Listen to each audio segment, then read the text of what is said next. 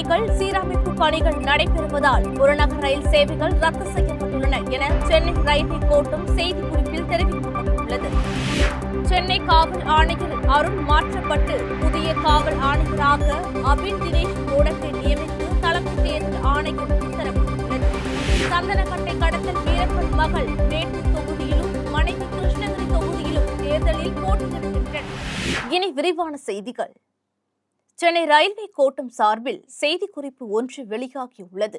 Chennai central Arakkonam இடையே திருவள்ளூர் பணிமனையில் 11ஆம் தேதியான இன்று சனிக்கிழமை இரவு 11:30 மணி முதல் 12ஆம் தேதி ஞாயிற்றுக்கிழமை அதிகாலை 3:30 மணி வரை 7 மணி நேரம் தண்டவாள மற்றும் தொழில்நுட்ப சீரமைப்பு பணிகள் மேற்கொள்ளப்படுகின்றன.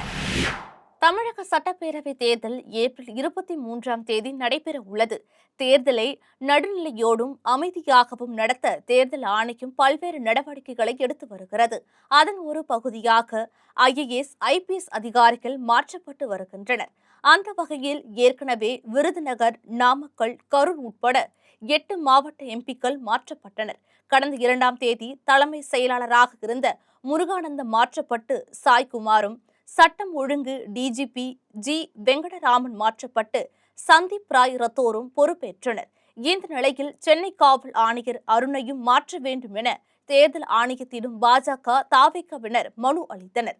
இந்நிலையில் அருணுக்கு பதிலாக சென்னை காவல் ஆணையராக அமலாக்க பிரிவு, மதுவிலக்கு அமலாக்க மற்றும் போதைப்பொருள் தடுப்பு நுண்ணறிவு பிரிவு கூடுதல் DGPயாக இருந்த அபின் தினேஷ் மோடக்கை பணியமர்த்தி தேர்தல் ஆணையம் வெள்ளிக்கிழமை ஏப்ரல் 10ஆம் தேதி இரவு உத்தரவிட்டது.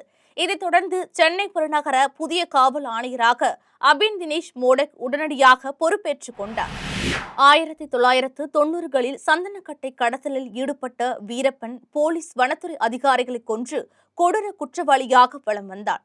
அவனை பிடிக்க தமிழக மற்றும் கர்நாடக மாநில போலீசார் இணைந்த கூட்டு அதிரடிப்படை உருவாக்கப்பட்டது. இந்த படையினரின் நீண்ட கால முயற்சிக்கு பிறகு 2004ஆம் ஆண்டு வீரப்பன் சுட்டுக் கொல்லப்பட்டான்.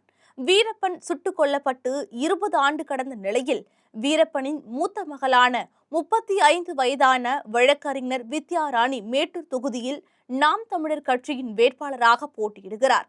வீரப்பனின் மனைவியான முத்துலட்சுமி கிருஷ்ணகிரி தொகுதியில் தமிழக வாழ்வுரிமை கட்சியின் சார்பில் தேர்தல் களத்தில் உள்ளார்.